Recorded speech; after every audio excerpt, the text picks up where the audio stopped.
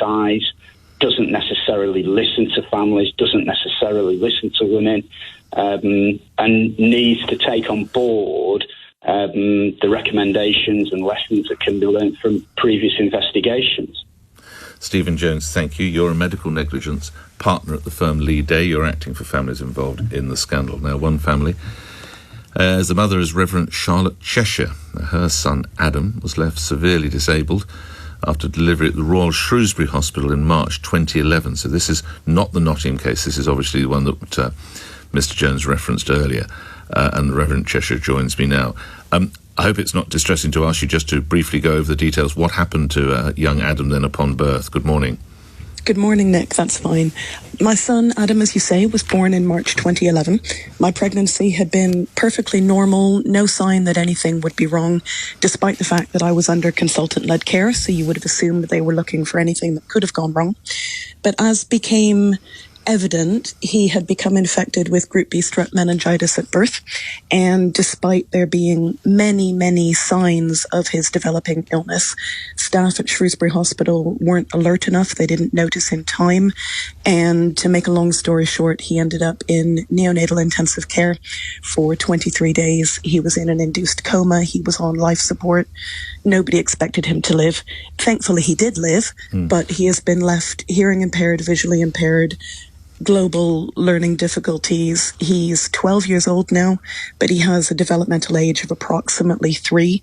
He now lives at his residential special needs school because of the complexity of his disabilities, and he will never live an independent life because of the injuries he sustained under the care of Shrewsbury Hospital. I imagine they're seared on your conscience forever. What can you share absolutely. with my listeners, your memories of 12 years ago, that night or morning? I think what I would say to those who may be currently going through the situation is, if you see or believe there may be problems developing, keep saying it, keep speaking up. Don't trust the doctors, nurses or midwives who are saying, oh, it's fine, and dismissing what may be the evidence of your senses. Because I was starting to alert them from 6 a.m. the morning after my son's birth that there was something wrong, and that was dismissed. What time was Adam born, just out of interest? Adam was born at 10:30 on Friday night. And so 7.5 hours, Mum knows something's going wrong. Yeah, and he wasn't appropriately being checked overnight, over that first night, as he should have been. And then from 6 a.m. onwards, I was alerting them that there was something wrong. And even at various points in the medical notes, there are things that say, for example, that, I'm not quoting here, but baby is okay, except that he's grunting. Well, that means the baby is not okay.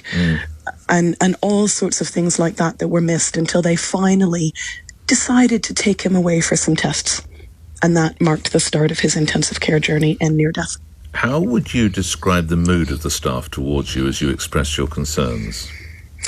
Sadly, very dismissive for the most part, and a belief that I was basically being a high-maintenance mother who was a pest.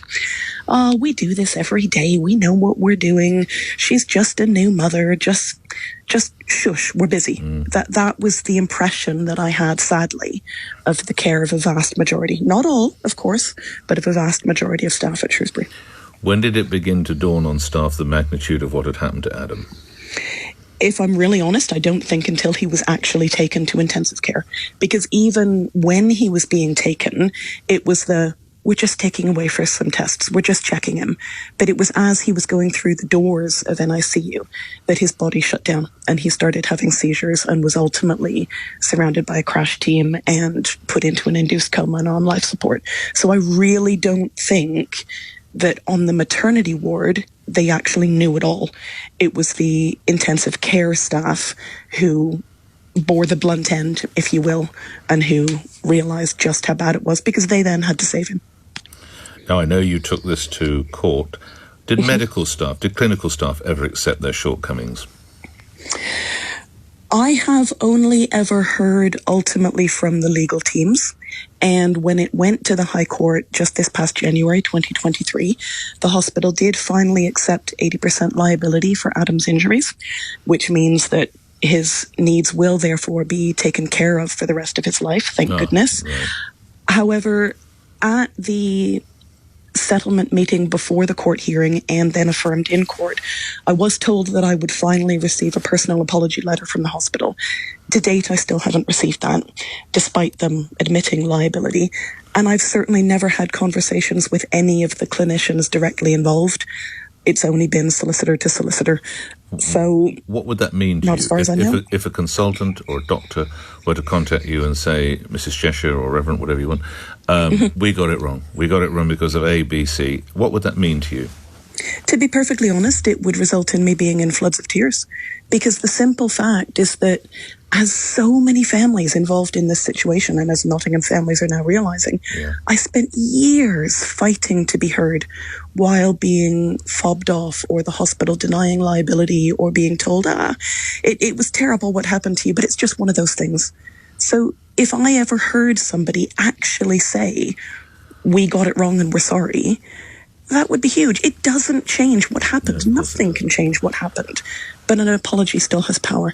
And one thing, if I may, that I think is really important to mention. Go ahead.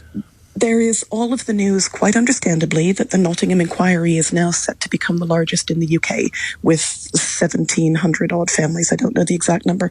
And it is frequently being reported that Donna Ockenden ultimately found that there was just over 200 babies who avoidably died at Shrewsbury Hospital. That's important. That's true. It's also important, I think, to note that the maternity care of 1,486 families at Shrewsbury was investigated, many of whom found failings. So obviously tragedy to those 200 odd families. But there was actually nearly 1,500 families who were affected. And by way of scale, that makes a difference, because it means Shrewsbury wasn't that much smaller than Nottingham. Yeah. I'm grateful for your time. Reverend Charlotte Cheshire, talking about your son Adam and what you experienced at the Royal Shrewsbury Hospital. More of your stories follow this. We're a little late to the news. LBC Headlines 9:17 with Thomas Watts. NATO leaders are meeting in Lithuania to